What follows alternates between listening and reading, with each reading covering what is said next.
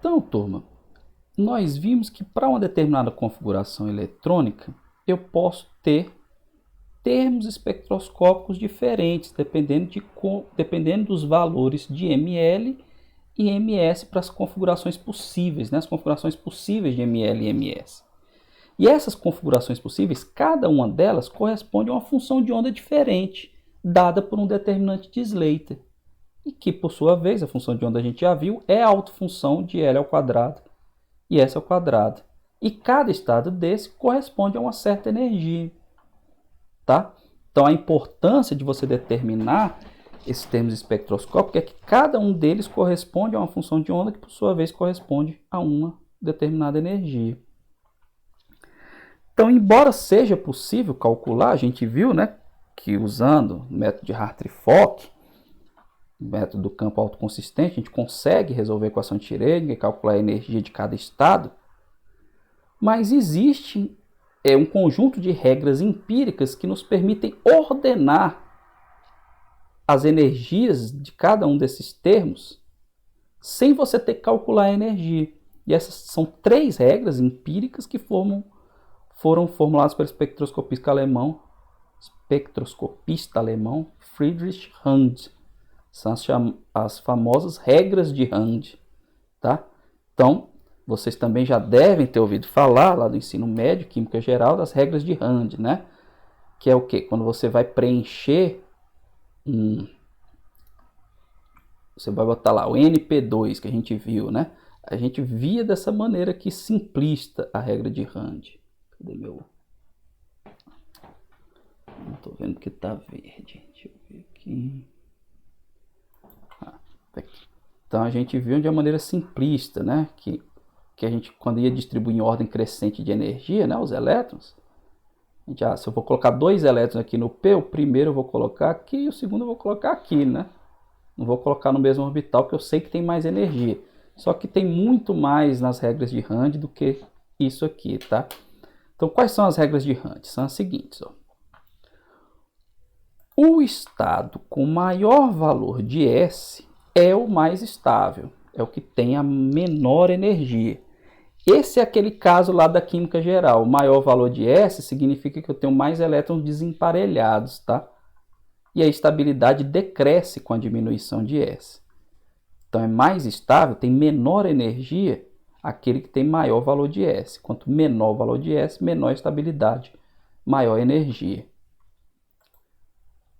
Aí se der um empate, estados que têm o mesmo valor de S, o estado com maior valor de L é o que é o mais estável, tá? Então se eu tiver um singleto S, um singleto P, o singleto P é o mais estável. E se os dois têm o mesmo valor de L e de S, então para um subnível que esteja mais que semi-preenchido, ou seja, mais da metade, subnível P, se ele tiver 4 elétrons, então ele está mais que semi-preenchido. O estado com maior valor de J é o mais estável. Se ele tiver menos que semi-preenchido, aí é o contrário, o menor valor de J é o mais estável, tá? Então, de acordo com essas regras, vamos fazer isso aqui, ó, deduzir o estado de menor energia de um átomo de berílio excitado. O estado excitado de um átomo de berílio, a configuração eletrônica é 1s2, 2s1, 3s1. E do estado fundamental do carbono, tá? Então, esse 2s, 1s2, a gente já viu que é preenchido, né? Eu não vou contar. 2s1, 3s1 é aquele caso que a gente resolveu lá, o ns1, ns1', não é isso? Então, quais eram lá os termos do S1, S1'? Vamos voltar lá, que agora eu esqueci.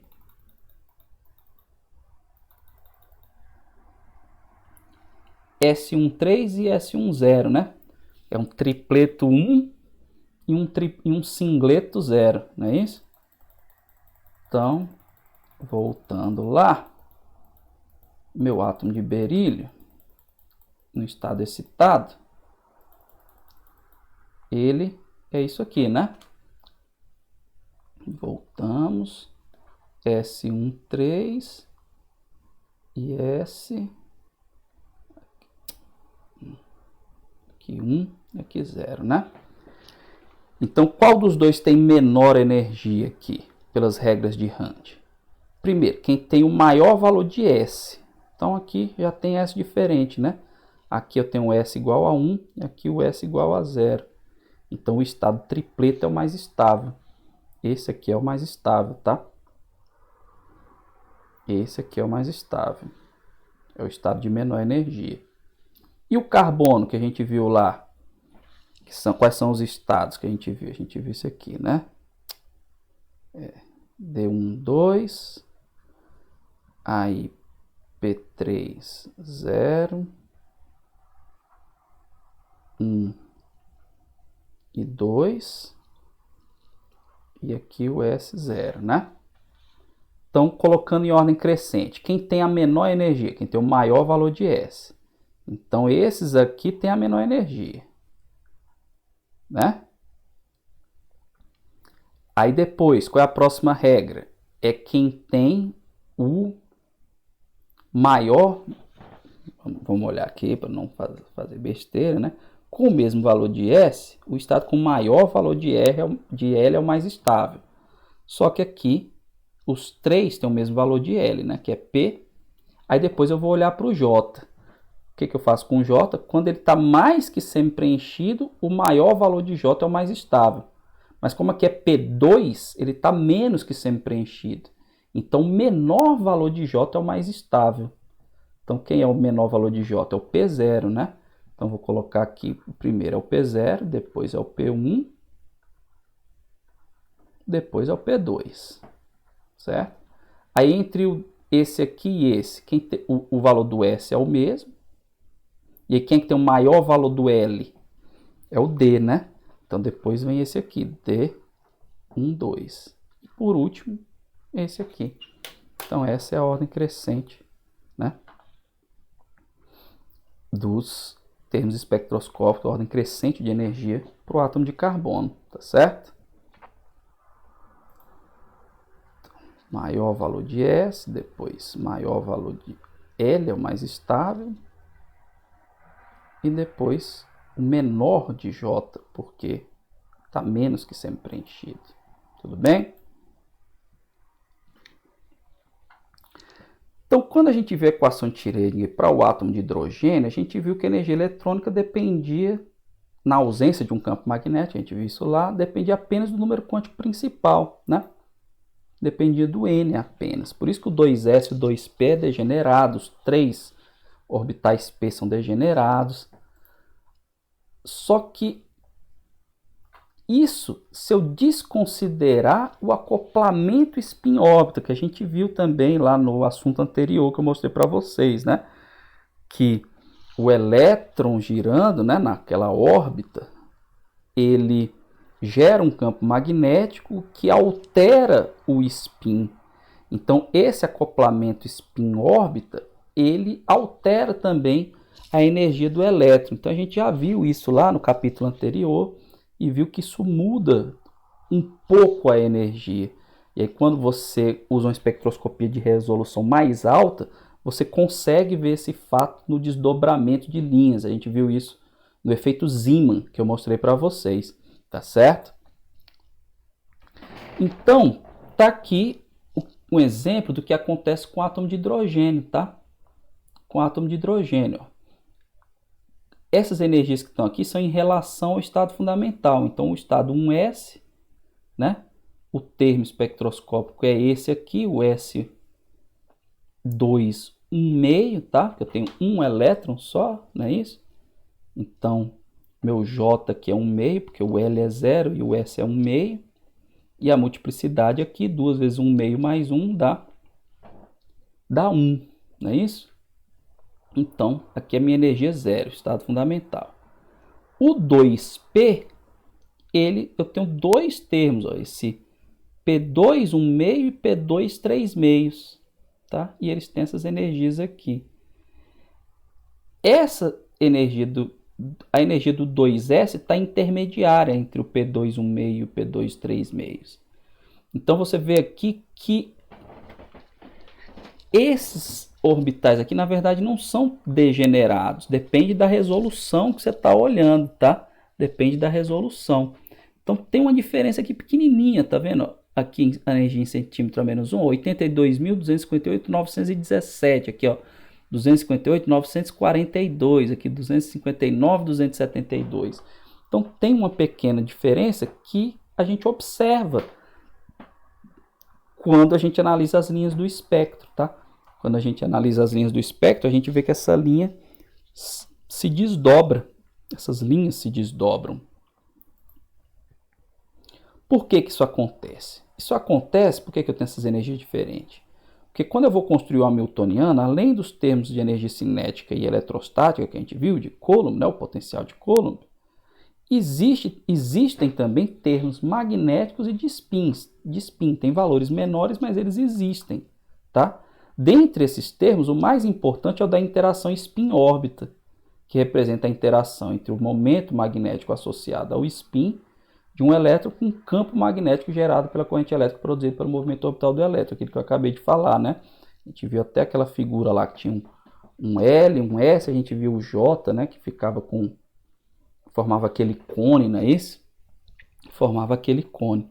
Então isso gera um termo no Hamiltoniano, eu vou ter uma energia potencial aqui em virtude desse campo magnético, e aí tem uma energia potencialzinha, digamos assim, que eu tenho que acrescentar no Hamiltoniano, e aí vai dar uma diferença. Tem termos também de interação spin-spin, de elétrons diferentes, órbita-órbita, mas são numericamente menos importantes. Então esse meu Hamiltoniano, ó, esse aqui é o meu Hamiltoniano tradicional, né, digamos assim, para um átomo multieletrônico, que é o que? O somar, né, as energias cinéticas dos elétrons, mais a energia de atração elétron-núcleo para todos eles, mais todos os termos de repulsão intereletrônica.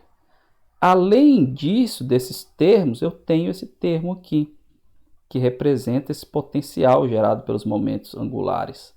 Orbital angular e momento angular de spin. Então está aqui o LJ, aqui é um produto escalar, né, desses dois vetores, dá uma grandeza escalar, isso aqui é uma função escalar de R. Tá certo? Então tem esse termozinho, e esse termozinho que provoca aquela diferença lá das energias dos diferentes estados lá do átomo de hidrogênio. Então, quando a gente viu a série de Lyman, né, para o espectro de hidrogênio, do átomo de hidrogênio lá atrás, quando a gente estudou o modelo de Bohr, série de Lyman é aquela que ocorre as transições do nível com n igual a 2 para o n igual a 1, tá? N maior ou igual a 2 para n igual a 1. A gente viu que as séries são divididas assim, né, para onde termina. Então tem a série de Lyman, de Paschen, de Balmer, né, que o que vai mudar é o n final. A de Lyman é para n1, tem uma que é para n2, o n final é 2, o n final é 3. Então a de Lyman é essa aqui. E aí para eu calcular, né, a frequência da linha, o número de onda da linha, a equação é essa, a constante de Rydberg, né, vezes 1 menos 1 sobre n ao quadrado. Então, se observarmos a tabela com os estados eletrônicos no átomo de hidrogênio, podemos ver que para n igual a 2 existem 3 estados, né? Então, a gente observa aqui, ó, que eu posso ter, se o elétron estiver aqui e saltar para cá, vai dar uma linha no espectro. Daqui para cá vai dar outra linha no espectro. E daqui para cá vai dar outra linha no espectro. 3, né? Para o n igual a 2. Aqui já é n igual a 3.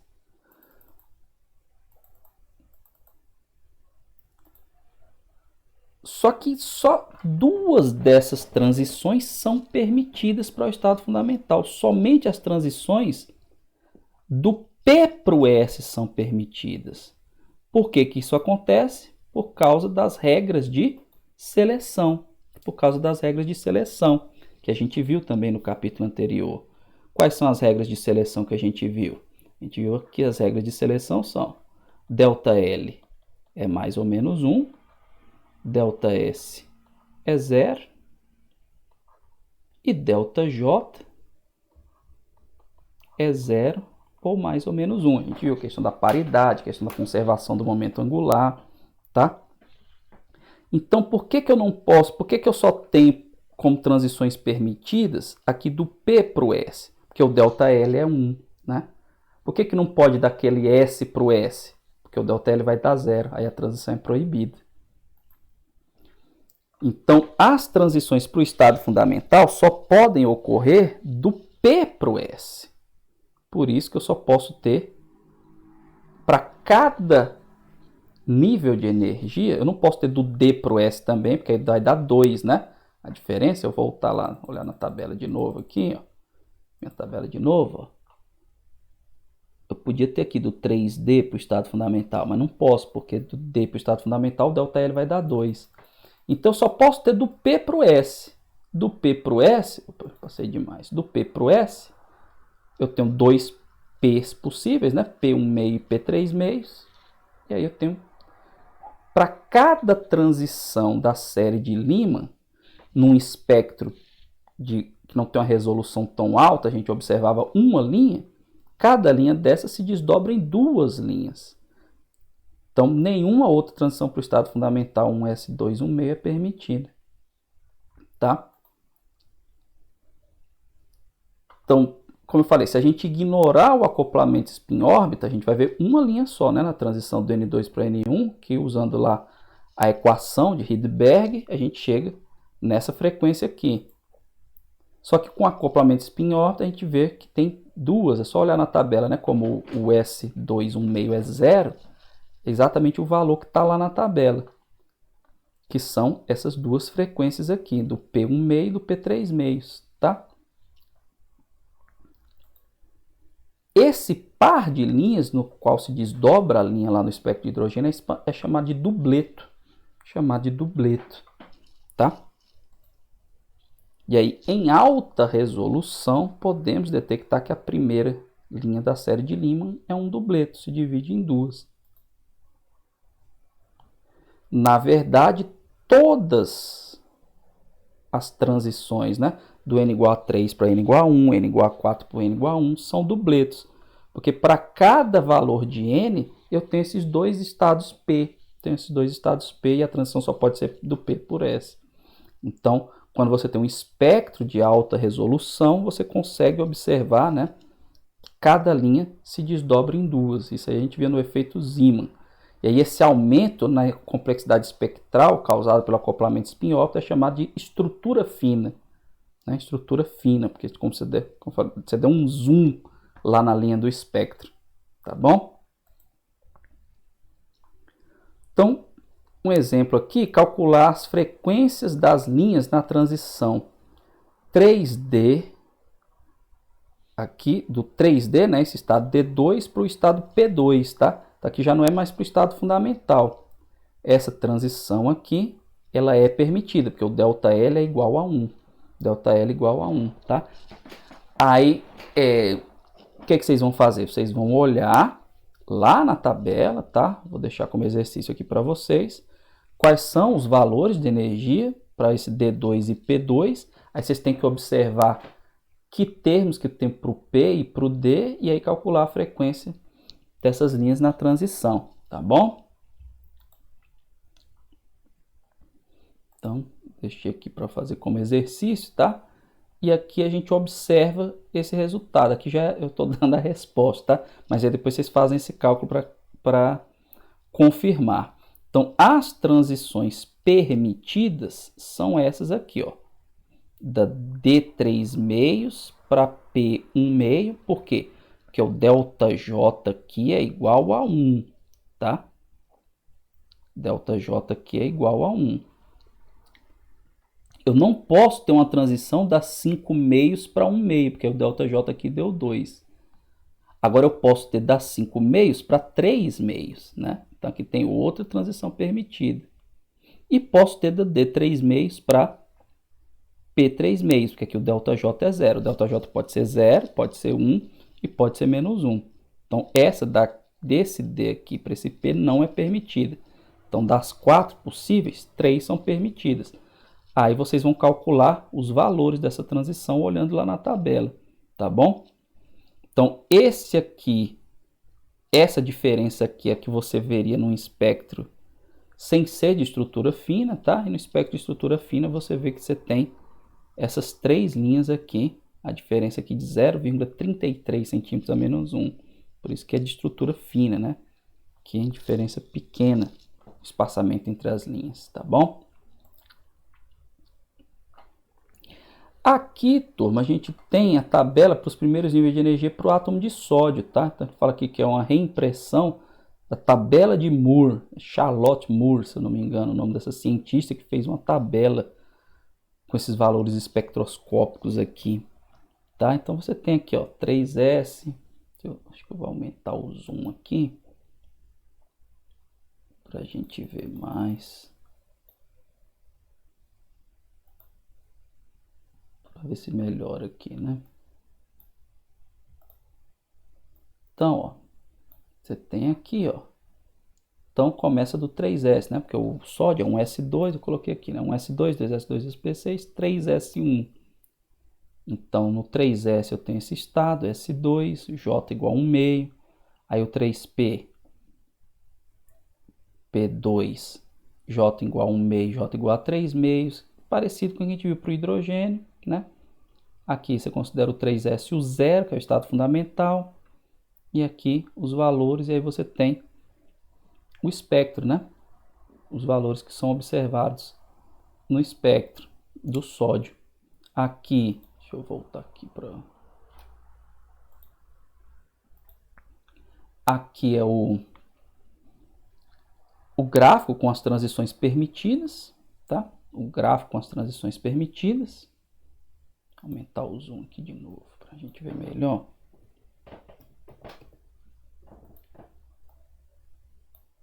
Então, você tem do 3P para o 3S, né? Você já não vai ter do 3D para o 3S, porque viola a regra de seleção. Aí você tem do 3D para o 3P e por aí vai, tá? Então, aqui são as transições eletrônicas permitidas, né? Transições eletrônicas permitidas. Aqui não é o espectro de linha fina, né?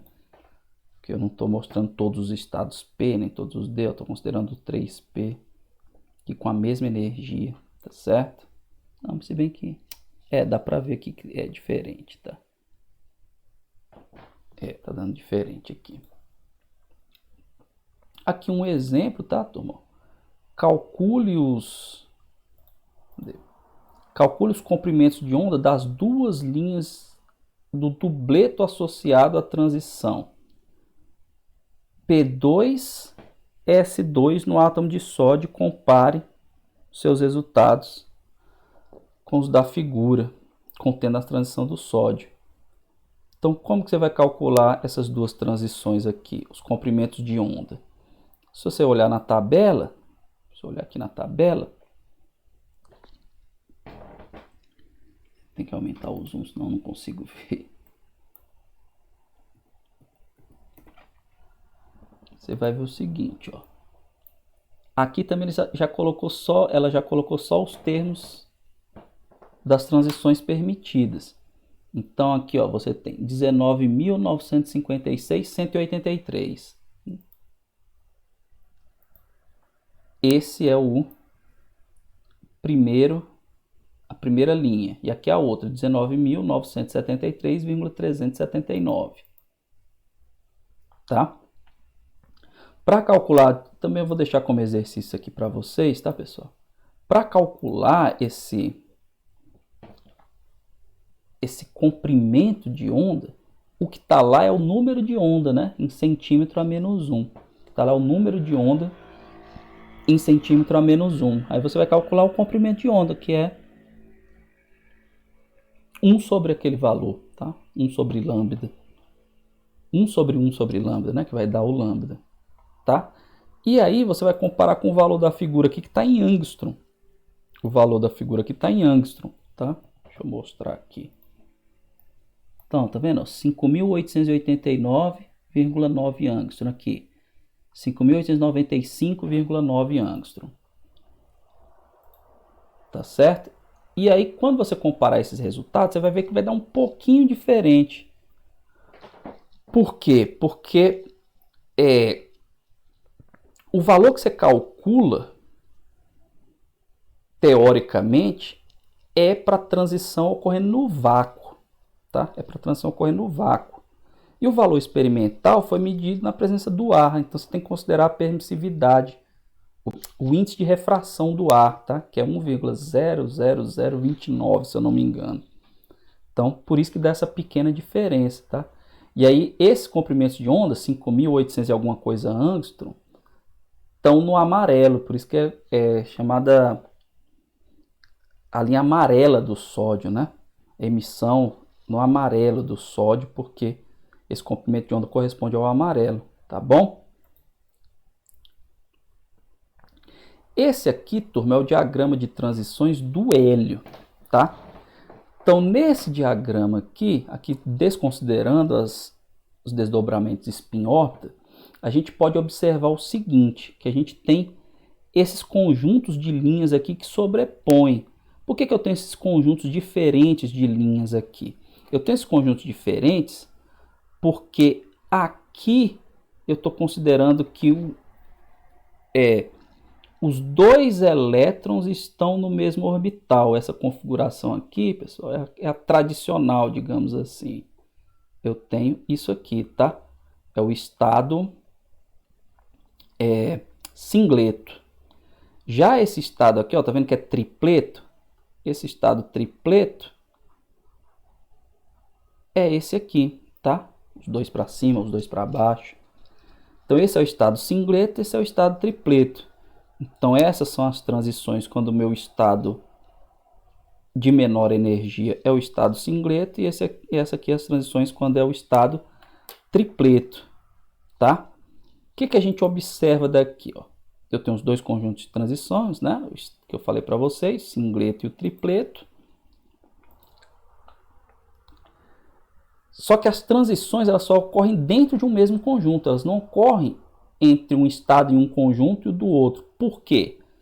Porque viola a regra de seleção ΔS igual a zero, tá?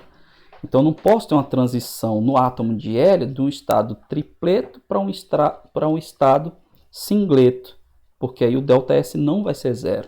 ΔS vai ser diferente de zero, vai ser 1, né? ΔS.